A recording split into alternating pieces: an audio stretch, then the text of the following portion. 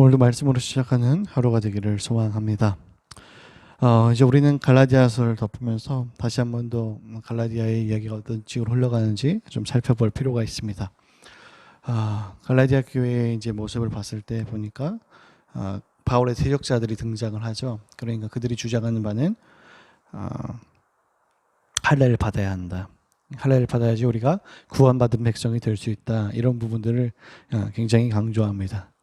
그러면서 전적인 은혜에 대한 부분은 이야기하지 않고 이것을 해야지만 구원받을 수 있는 것처럼 쭉 얘기하니까 바울이 편지를 쓴 거죠.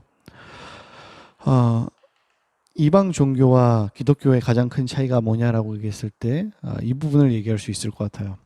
이방 종교는 내가 뭔 해서 뭔 이루는 거예요. 그러니까 내가 108배를 하는 이유도, 내가 1000배를 하는 이유도, 내가 10,000배를 하는 이유도 뭐냐면 뭐 이 땅에서의 복을 위해서, 극락왕생을 위해서, 뭐 이슬람이 극단 뭐 이슬람이지만은 그런 사람들이 뭐 자살 폭탄 테러를 할 수 있는 이유가 뭐냐? 그렇게 하고 나면 자신들의 이제 천국에 갔을 때에 뭐 여자들이 있고 뭐가 있고 이런 식으로 좀 얘기를 하는 거죠. 그러니까 결국은 그들의 그러니까 이방 종교가 얘기하는 그 자신들의 그 종교론, 그러니까 구원론에 대한 이야기를 할 때 내가 뭔 해서 뭔을 이루는 부분이 굉장히 큽니다. 이런 부분을 배제할 수 없는 거죠. 그런데 기독교는 전혀 그렇지 않죠. 우리는 뭔 해서 뭔을 이룬다라고 이야기하지 않고요.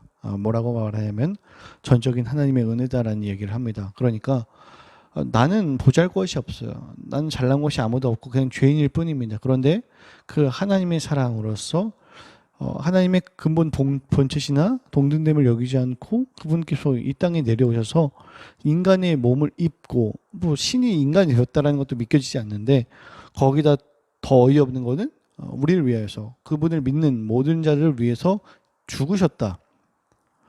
그래서 우리가 예배하는 이유도 뭐 헌금을 내는 이유도 뭘 하는 이유도 봉사를 하는 이유도 다 뭐라고 설명하냐면 그분의 이 말도 안 되고 이해할 수 없는 행동 그리고 그 구원의 은혜에 대한 감격과 반응, 감탄으로서 하는 것들이라고 설명을 하는 거죠. 그러니까 내가 뭘 해서 될 수 있는 것이 아니라는 겁니다. 내가 할례를 받아야지만 구원을 받는다라고 얘기할 수 없다는 거죠. 그런데 이것을 이제 바꿔버린 겁니다. 그 갈라디아 교회에 와서 그 마치 정말 미꾸라 같은 그 사람들이 그렇게 그들의 삶을 완전히 송두리째 그러니까 구원론을 흔들어 버린 거죠. 12절을 보면 이렇게 얘기합니다. 물은 육체의 모양을 내려 하는 자들이 억지로 너희에게 할례를 받게 함은 그들이 그리스도의 십자가로 말미암아 박해를 면하려 함뿐이라. 그러니까 할례를 굉장히 강요하면서요. 몸의 할례를 구원 필수적인이라고 주장을 하면서도 굉장히 어떻게 보면 성령을 따라 몸의 소욕을 하는 일들, 그러니까 자신의 육신을 뭐 죽이는 이런 일들에 대한 소홀해하면서 십자가의 삶을 살고 이웃의 짐을 지고 서로의 종로를 사는 삶을 외면하고 그들이 지금 두려워하는 포인트가 뭐냐라고 봤을 때 그들이 두려워하고 싫어하는 것은 십자가의 그런 예수 그리스도를 전하다가 동족 유대인들에게 핍박을 당하는 거예요.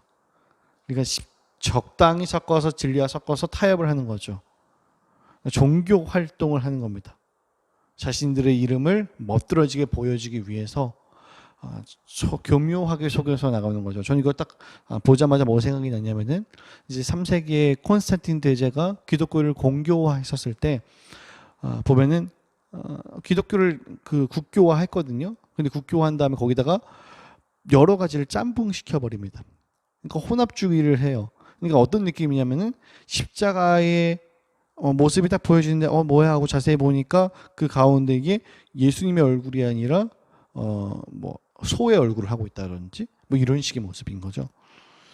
그러니까는 종교를 완전히 섞어서 짬뽕으로 만들어 버리는 겁니다. 진리 아닌 것과 섞어서 적당히 타협을 하는 거죠. 육체를 자랑하기 위해서 그렇게 했고요. 그리고 이 십자가로 뭐 박해를 받는 것들에 대해서 그들은 참을 수 없다는 거죠. 난 할례 받은 백성인데도 불구하고.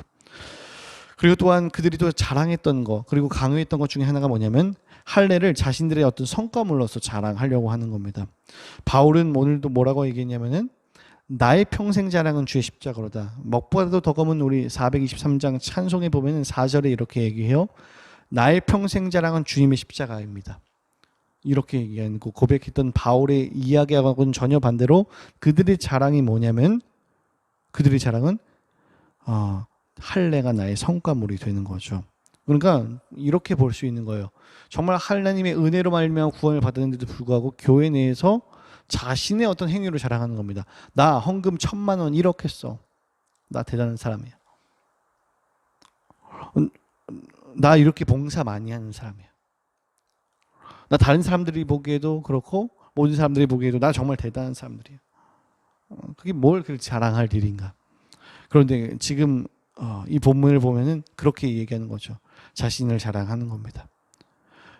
분명히 중요한 것은 우리는 나그네로서 살아간다라고 얘기해요. 이 땅을 그저 잠깐 향유하고 지나가는 거죠. 그런데도 불구하고 이 땅에서 뿌리 내리려고 하고 자신을 자랑하려고 하는 이런 많은 사람들이 존재한다는 겁니다. 그리고 우리가 이것을 보면서 나는 어떠한가를 다시 한번 더 생각을 해봐야 되는 거죠. 되게 중요한 것은 뭐냐면은 바울은 어떤 식으로 그들의 그 삶을 자랑하냐. 그리고 얘기하냐면은 14절을 보면은 그러나 내게는 우리 주 예수 그리스도의 십자가 외에 결코 자랑할 것이 없대요.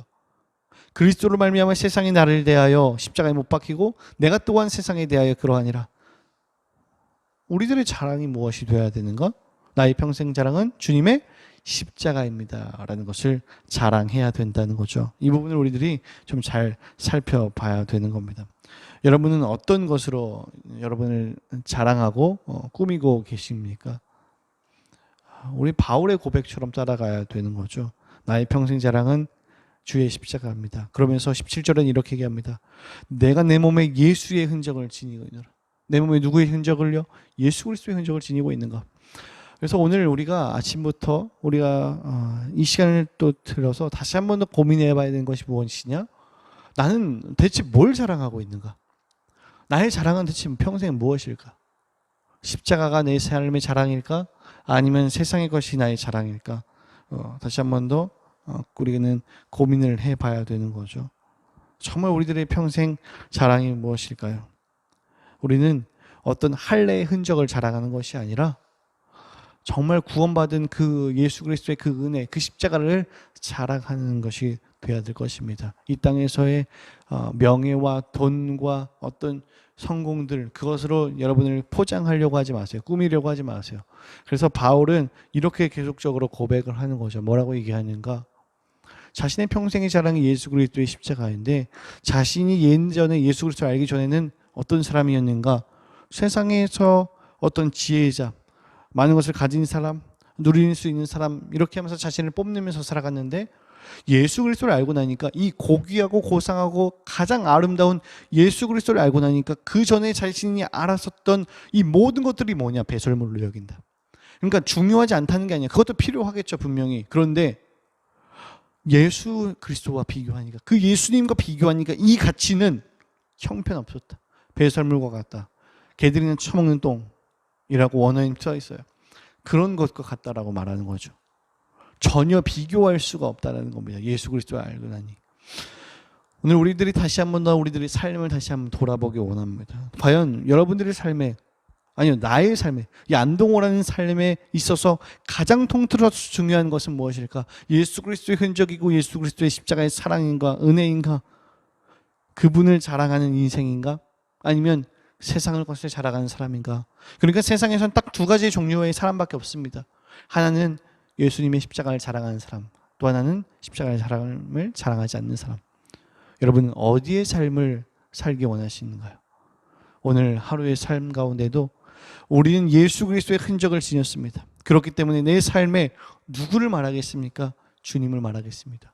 예수의 흔적을 말하겠습니다. 그 십자가의 사랑을 붙들겠습니다라고 고백할 수 있는 저 여러분이 다 되었으면 좋겠습니다. 기도하겠습니다.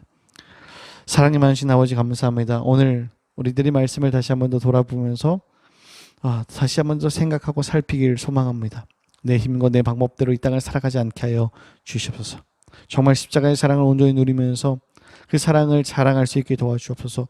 나의 평생 자랑은 주님의 십자가입니다라고 고백했던 그 바울의 고백이 우리들의 고백이 되게 도와주시고, 우리가 평범한 그리고 말도 안 되는 일상적인 종교 생활이 아니라 정말 삶으로 드려진 삶의 예배를 드리며 하나님께 온전히 나의 삶을 내어드릴 수 있는 성숙한 그리스도인이 될 수 있게 인도하여 주옵소서. 나의 평생에 예수의 흔적을 지닌 사람답게 살아가게 도와 주시옵소서. 새벽부터 많은 기도의 제목과 고민을 가지고 난 주님의 백성들을 위로하여 주시고 오늘 하루를 시작함에 있어서 어떤 삶을 우리들에게 이끌어 주시고 보여줄지 모르지만 그 삶 속에서 그리스도인으로서 살아가게 도와주옵소서.